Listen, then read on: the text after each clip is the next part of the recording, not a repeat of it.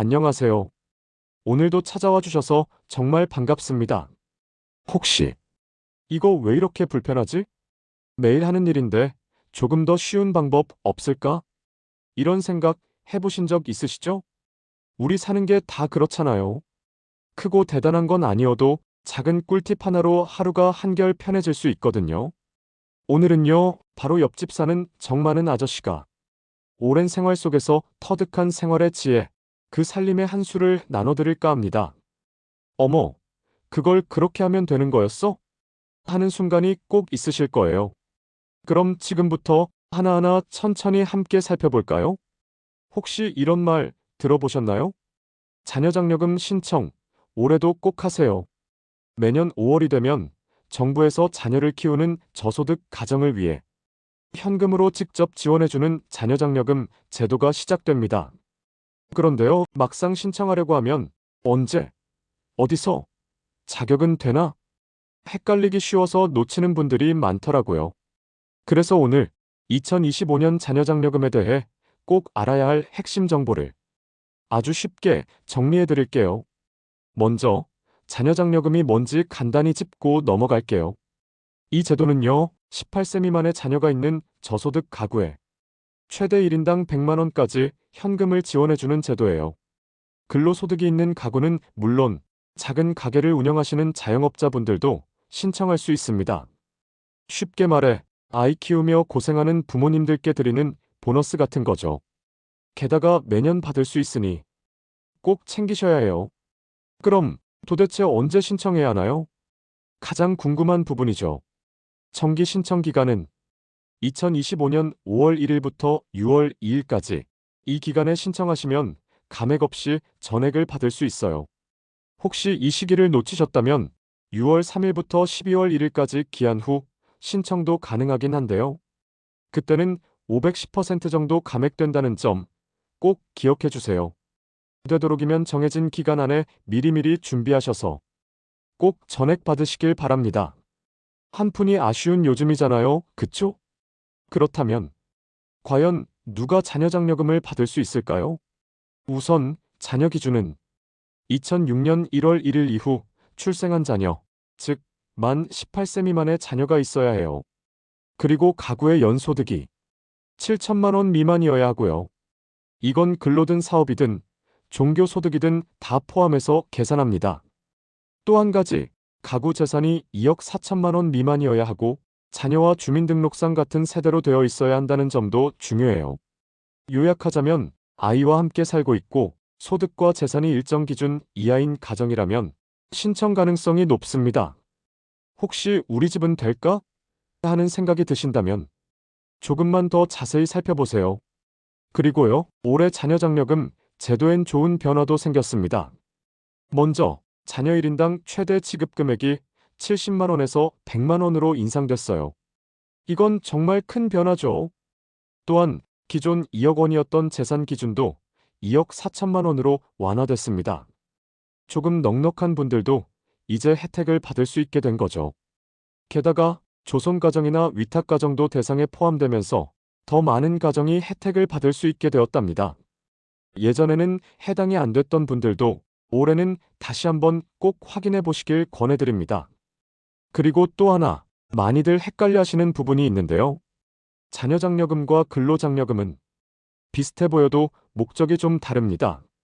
자녀장려금은 아이를 키우는 저소득 가정을 위한 제도이고요. 근로장려금은 일을 하는 저소득층의 의욕을 높이기 위한 지원금이에요. 두 가지 모두 조건을 충족한다면 동시에 신청해서 받을 수도 있다는 점 꼭 기억하세요. 그러니까요, 우리 집이 해당될까 망설이지 마시고 꼼꼼히 따져보고 꼭 신청하세요. 받을 수 있는 건 챙기는 게 현명한 생활의 지혜 아니겠어요? 이제 어디서 신청하나요? 하는 질문이 남았겠죠? 신청 방법은 총 3가지가 있습니다. 먼저 가장 간편하고 빠른 건 바로 모바일 손택스 앱을 이용하는 거예요. 로그인하고 장려금 신청하고 제출하면 끝. 어디서든 언제든 할 수 있어요. 두 번째는 PC 홈택스 홈페이지. 컴퓨터로 꼼꼼히 확인하면서 신청할 수 있는 방법이에요. 혹시라도 앱 사용이 어려우신 분들께 좋겠죠? 마지막으로는 ARS 전화 신청 1544-9944이 있는데요. 이건 기능이 제한되어 있어서 다소 불편할 수 있어요. 무엇보다 신청 시 계좌번호를 꼭 정확하게 입력하셔야 해요. 신청이 끝나면 문자로 결과가 오고 홈택스나 손택스에서 신청 상태도 확인할 수 있답니다. 그럼 언제쯤 돈이 들어오느냐고요? 정기 신청을 하셨다면 8월 말에서 9월 초 사이 드디어 장려금이 통장으로 입금됩니다. 최대 금액은 자녀 1인당 100만 원, 두 자녀면 200만 원, 세 자녀면 300만 원까지 가능하죠. 다만 소득과 재산에 따라 금액은 차등 지급돼요. 예를 들어 총 소득이 2,100만 원 이하면 전액, 7천만 원 가까우면 감액될 수도 있습니다. 또 재산이 1억 7천만 원을 넘으면 감액될 수도 있으니 꼼꼼히 확인하셔야 해요. 기다리는 입금 받을 때 기분 참 좋겠죠? 그 돈으로 아이 책도 사고 외식도 한번 하고 소소한 행복을 누릴 수 있기를 바랍니다. 마지막으로 많이들 궁금해하시는 몇 가지 질문 정리해 드릴게요. 근로장려금이랑 같이 신청할 수 있나요? 네, 됩니다. 각각의 조건을 만족하면 동시 신청 가능해요. 우리 애가 고등학생인데도 해당돼요? 만 18세 미만이면 학력이나 학년은 전혀 상관없습니다. 신청했는데 연락이 없어요. 그럴 땐 홈택스나 손택스 앱에서 직접 조회 가능합니다. 혹시 헷갈리신다면 국세청 126 콜센터나 가까운 세무서에 문의하셔도 돼요. 요즘엔 친절하게 알려주셔서 어르신들도 충분히 하실 수 있어요.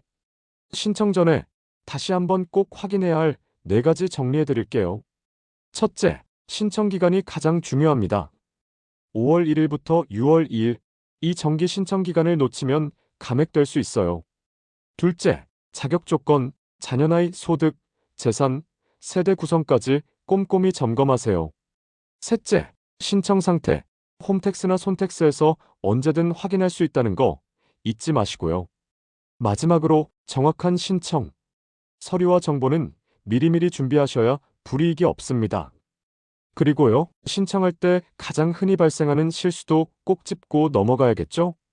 첫째, 계좌번호 오류. 한 글자라도 틀리면 아무리 신청을 잘해도 지급이 지연될 수 있어요. 둘째는 주소 분리 문제예요. 자녀와 주민등록상 다른 세대로 되어 있으면 지급 대상에서 제외될 수 있으니 미리 확인하세요. 셋째는 서류 미비입니다. 필요한 서류를 준비하지 못해서 신청 시기를 놓치는 경우도 많아요. 그러니 이번에는 꼼꼼하게 미리미리 준비해 보자고요. 혹시 더 궁금한 점이 있다면 국세청 홈페이지에서 자녀장려금 계산기도 이용해 보시고요. 콜센터 126 또는 가까운 세무서에 방문하셔서 직접 상담을 받아보시는 것도 좋은 방법이에요. 작은 정보 하나가 우리 가족에게 큰 힘이 될 수도 있습니다. 오늘도 함께 해주셔서 진심으로 감사드립니다. 이 영상이 누군가에겐 도움이 되고 생활에 작은 보탬이 되었기를 바랍니다. 옆집 아저씨처럼 정겹고 유익한 생활 꿀팁 다음에도 또 준비해서 찾아올게요. 건강하시고 늘 웃는 하루 보내세요. 그럼 다음에 또 봬요.